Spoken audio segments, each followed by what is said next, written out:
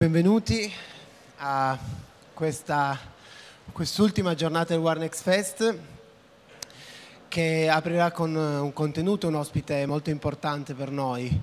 Il tema del festival di quest'anno è l'identità. L'identità non è una struttura monolitica definitiva, ma è un processo in continua trasformazione, e tra i vari elementi che permettono questa trasformazione c'è sicuramente la libertà di espressione soprattutto. Oggi avremo come ospite Abdalaziz Alhamza, che è il fondatore e lo speaker, il portavoce di Raqqa is being slaughtered silently, che è un collettivo di giornalisti e attivisti che ha operato e opera a Raqqa, la capitale dello Stato islamico. Aziz ha 25 anni, si è laureato in biologia all'Università di Raqqa e nel 2013, quando il regime di Assad è iniziato ad andare in crisi, insomma ci sono stati i primi sollevamenti popolari, ha iniziato con un blog a raccontare quello che stava succedendo. Quando poi nel febbraio 2014 l'ISIS ha preso il potere a Raqqa, lui e altri 10 ragazzi hanno iniziato a raccontare quello che stava succedendo, mettendo a rischio la propria vita. 4 di loro non ce l'hanno fatta, sono stati uccisi, 6 loro familiari sono stati uccisi sempre dall'ISIS, e Raqqa is being slaughtered silently è stata l'unica fonte di informazione per il mondo di ciò che avveniva e di ciò che avviene a Raqqa nello Stato islamico.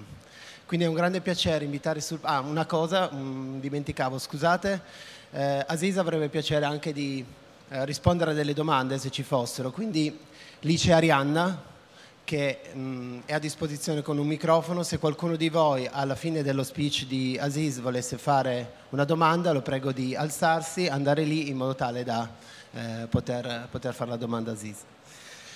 È con grande piacere che invito a salire sul palco Abdalaziz Alhamza.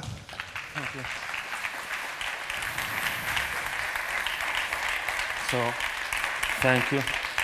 So I'm gonna speak in English. Sorry, my Italian is so bad. I know only grazie, ciao, buongiorno. So I'm Abdalaziz Alhamza. I'm originally from Syria, Raqqa. I'm 25 years old, and I think I'm still young. So everyone started to hear recently about Raqqa as a capital of Islamic State, and they had no idea what's Raqqa before the Syrian revolution, before the war. So most of the people, they don't know anything about Raqqa. So I'm gonna play a video about Raqqa before ISIS, before the conflict.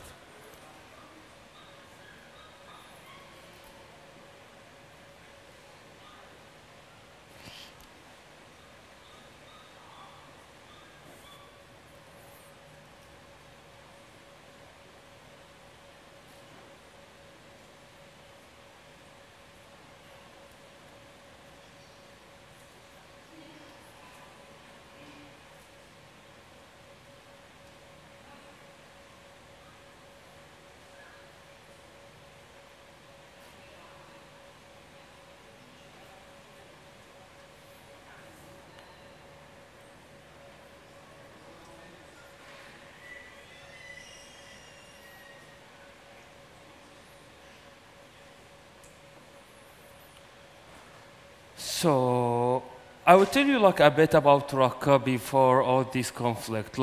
In Syria we have 16 cities or 17 cities, and basically my city Raqqa was completely forgotten by the government, by everyone.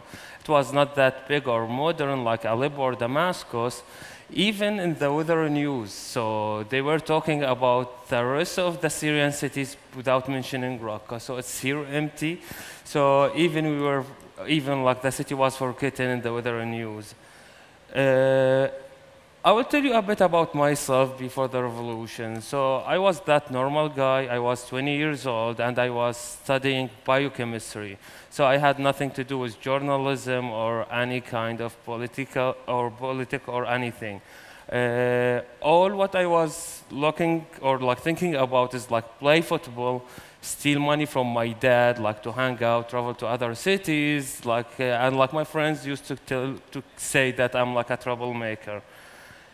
In March 2011, the Syrian revolution started and everything started to change. Many people, they hit the streets demonstrating against the government. In Syria, in Syria, we had no freedom of speech, so we couldn't say or talk anything about or against the government. And in Syria, we used to say or to tell that the walls have ears, which means that the intelligence are everywhere. And I guess 60% of the population were intelligence. So maybe you will end up with your brother, sister, father, or any one of your family member as a spy. So people went to the street asking for freedom first, but the way how the Syrian regime acted was like by killing people, arresting them, sent them to the jails.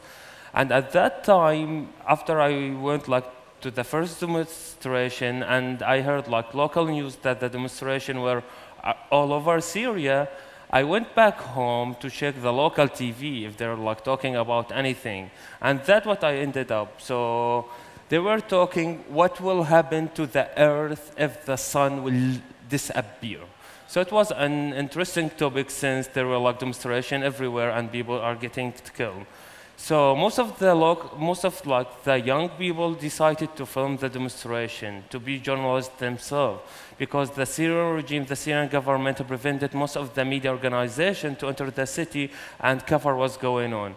So next demonstration, I went with my phone and I filmed the demonstration. And when I went back home, I uploaded the video. I sent it like to some TV channels. It was like Arabic TV channels, and one of them was Al Jazeera.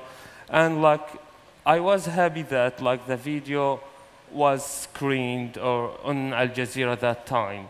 So in that time, the local people, the citizens, started to be journalists themselves. All that thing was until 2013, when my city, Raqqa, was the first liberated city. So the Free Syrian Army, the opposition group, they were able to defeat the Syrian government from the city. And here was written in this photo, tomorrow is gonna be more beautiful. That thing was for a couple of months until ISIS show up in our, before ISIS like show up in our city. And when the city was liberated, Raqqa was like a good example how the local were able to run the city.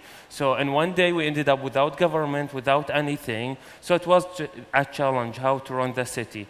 So people went to the street, started to clean it. In a couple of days we had two councils, a provincial council and local council, and electricity, water, services, telephones, everything started to run.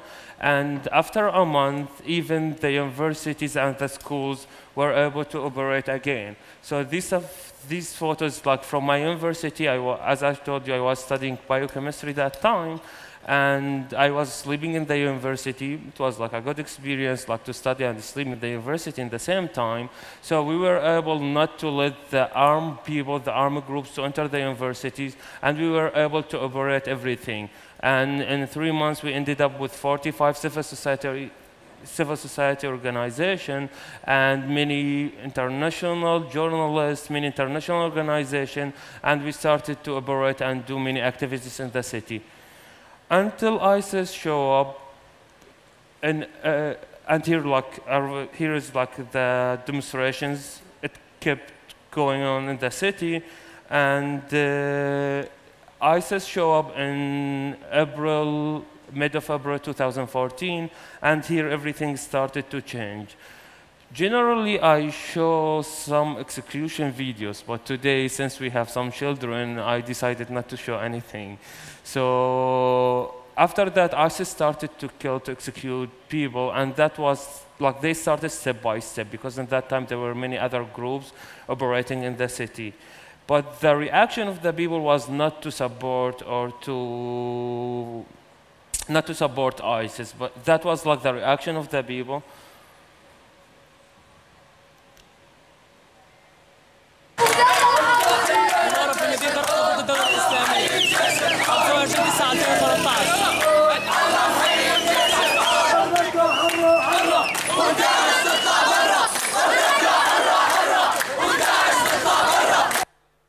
So people, they went again to the street. They started to hit the street, demonstrating against ISIS this time. So most of the people, they were like against ISIS. They were protesting against ISIS.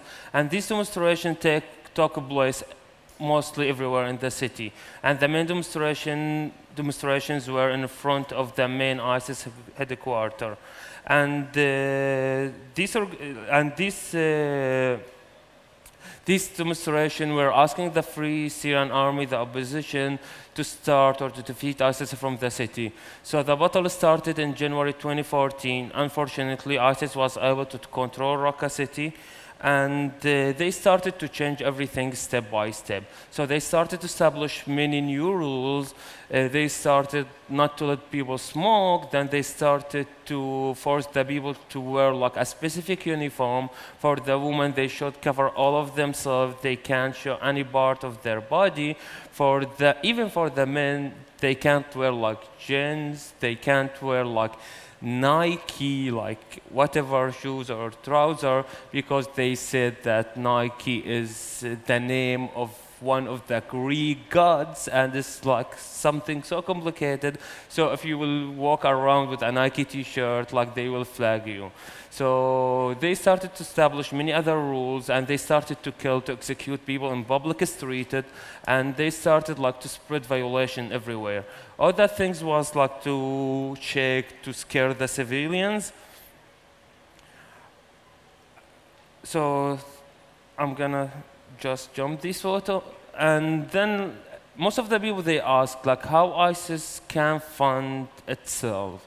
So Raqqa city, even it was forgotten by the government, but that was for many other reasons, because the first attempt to assassinate Hafez al-Assad, the former president before Bashar al-Assad, was in Raqqa. But Raqqa itself has oil and it has gas, and this photo is like for Totian gas field. It's one of the main gas fields in the Middle East, and the Syrian government was controlling this gas field. Right now it's under ISIS control. At the same time, Raqqa is so rich with oil. So when the city got liberated, people started like just to walk everywhere and dig 10 meters on the ground, and they got oil. So the city is rich with all the sources. At the same time, Raqqa has the main 3 dams in Syria. Those 3 main dams are providing 70% of electricity water to all Syria, and the Syrian government used to sell this electricity and water to the neighbor countries like Jordan and Lebanon before the Syrian revolution. On the other hand, there are like anti-culture, there are like anti-cues, and for sure the black market was the main rule to sell all that things with Turkey, with the Syrian regime. So ISIS has like kind of a good trade relation with the Syrian regime. After they controlled the city, ISIS went directly and they started the first thing to recruit the children, because they are in age not let them understand, or like they are in an age that they don't have enough knowledge to decide what's right and what's wrong. So they started to bring them in these kind of circles, telling them about ISIS ideology, ISIS law, and later on they started to make many games to them and like providing them with money in dollars, mobiles as gift. It's many things their family were not able to provide it, because the situation in the city was so hard for the civilians, because many airstrikes were targeting them. ISIS got everything was linked with the Syrian government, so most of the people, they ended up without any work, without any jobs, so ended up without any salary. So most of the families, they were not able to provide sweets or like the basic thing for their children. And those children, they found ISIS as like the good people, because they were providing them with whatever they want. So this video from like a camp.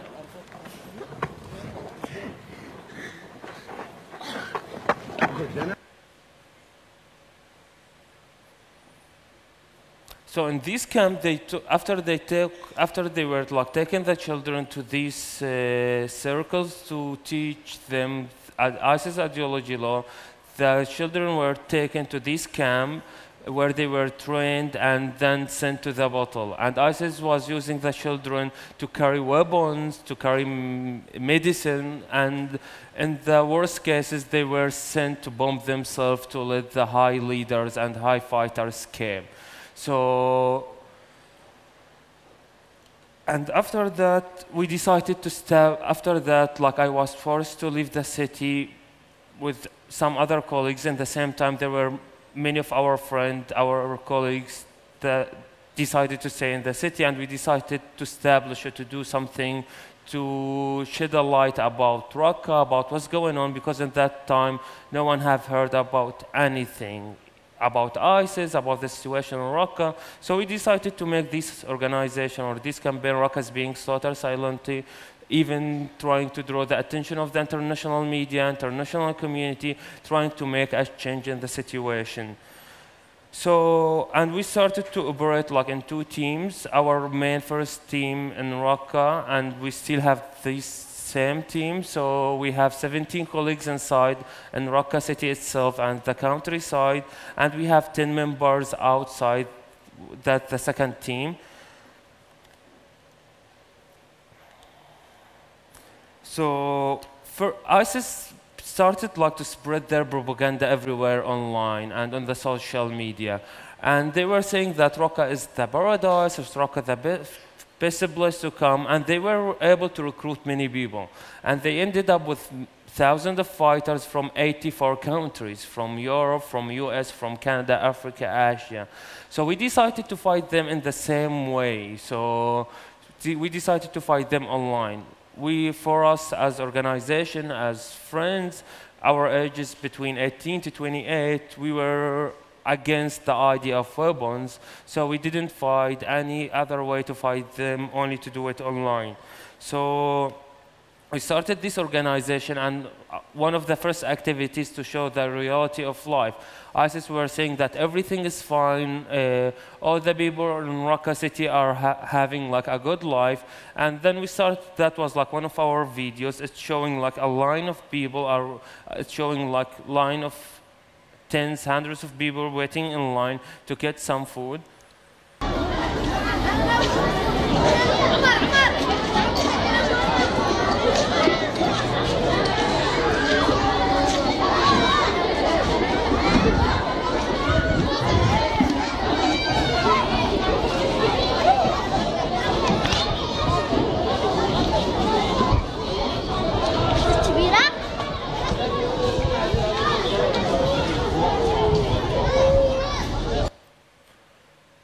And on this video, there is like here to the right, there are like the people who are waiting in the line to get some food while ISIS fighters are eating like in a fancy restaurants.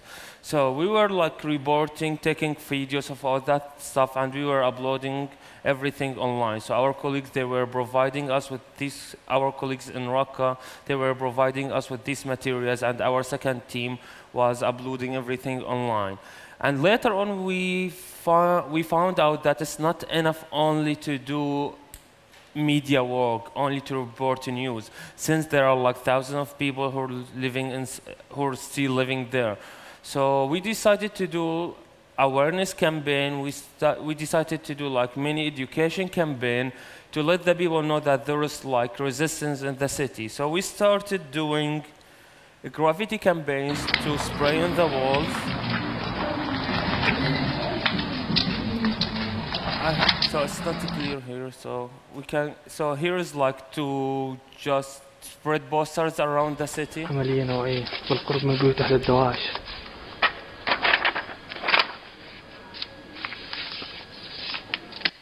So these posters literally saying no to ISIS, no to Assad, freedom forever. So doing these campaigns was like a way to let the civilians know that there is like a resistant movement in the city.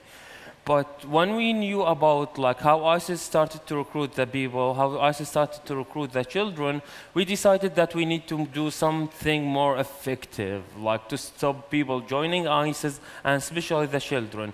So we ended up with an idea of doing a magazine, and to spread this magazine in Raqqa city. So one of our colleagues had a good idea that our magazine should have the same cover of ISIS magazine, and that's what we did. It was a way to reach out the biggest number of people, of civilians in the city, and like to let them feel comfortable picking up this magazine and read what is it.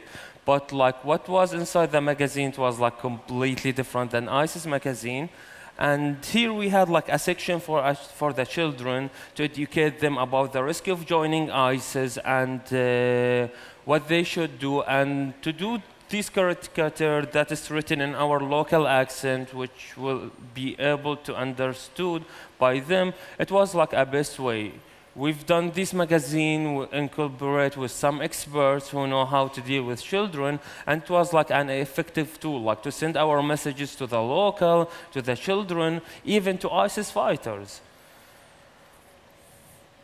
So, but doing that work was like not easy. So, after we started our work in a month, ISIS arrested one of my colleagues in a checkpoint while he was traveling to the countryside. They found a laptop and a satellite internet with him. When they checked his laptop, they found out that he has our organization campaign.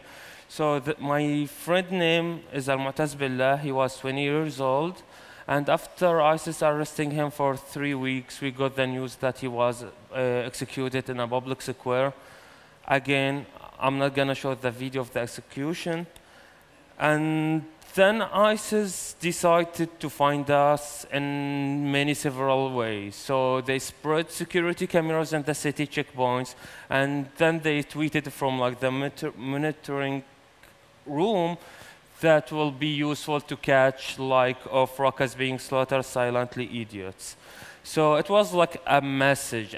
Oh, okay, we spread security cameras, we will catch you soon. But in a couple of days, one of our colleagues sent us this message with this photo. It's like photo of the security cameras. And we tweeted this photo and we said, okay, these are your security cameras, what are you going to do? So all that things made ISIS more mad at us. Then they arrested the father of my colleague, Hamoud, and Hassan. Hassan is here with us.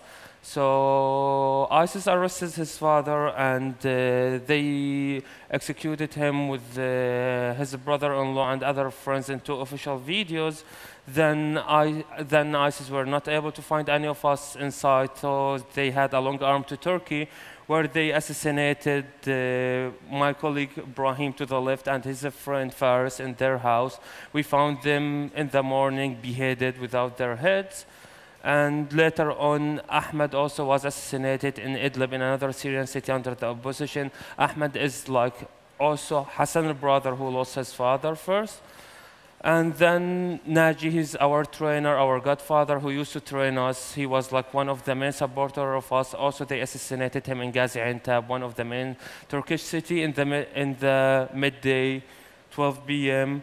And they didn't stop at that point. They started to hack us. Like they tried also to hack us like online, and they sent us like a couple of viruses. One of them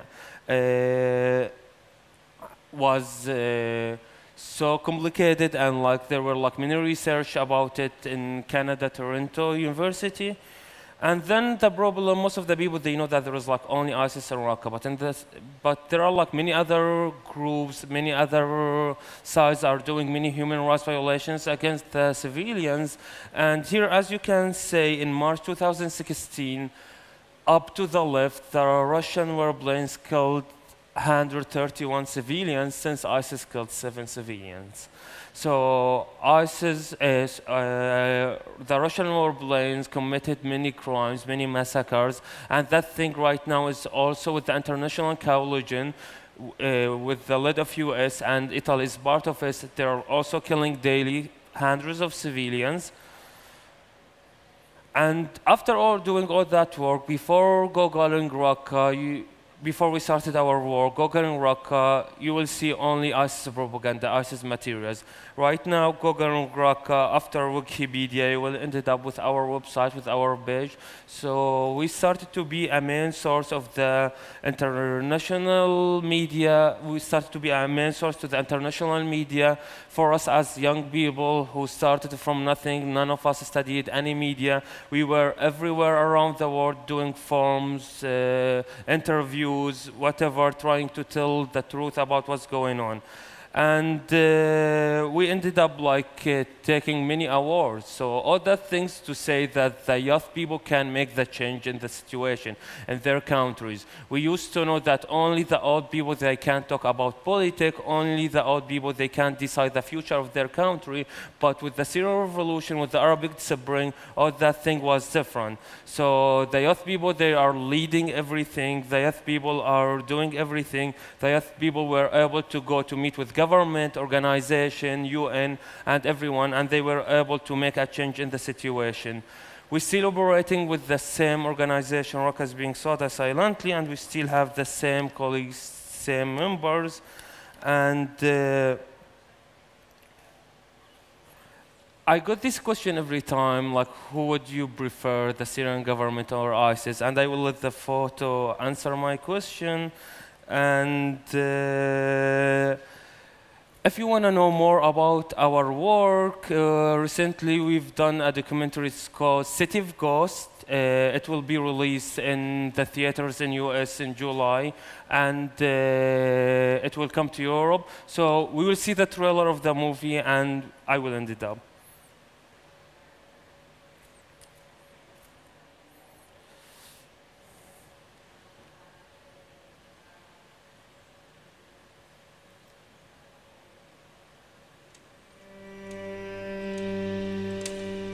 في تهديد حالياً ضدي موجود على وسائل التواصل الاجتماعي على قناة تابعة لداعش بس دائما احنا نقول بالرقاوي الموت هي موت. The men and women of Raqqa being slaughtered silently are real journalistic heroes. They work in secret and under constant threat, reporting on the depredations of ISIS in their home city. Some have fled in fear for their own lives. Even in exile, they are in no way safe.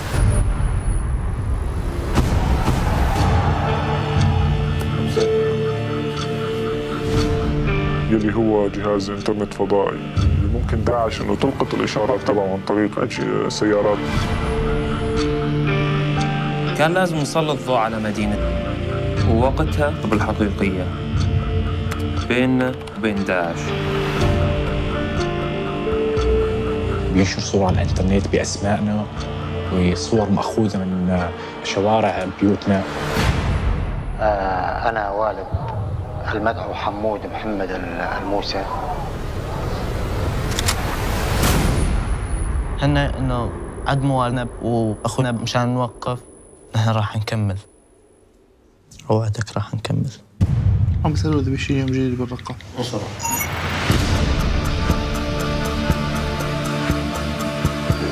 بالنسبة لنا ما بي أي مكان آمن بالعالم.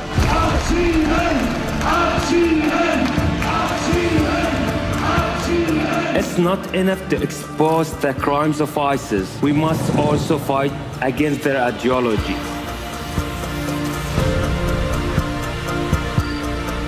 أتمنى إنه يعيش بحياة أحسن من حياتنا اللي عشناها. وعينا على الدنيا بالحرب.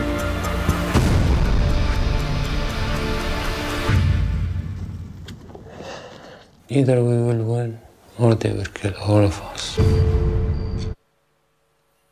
So, thank you very much.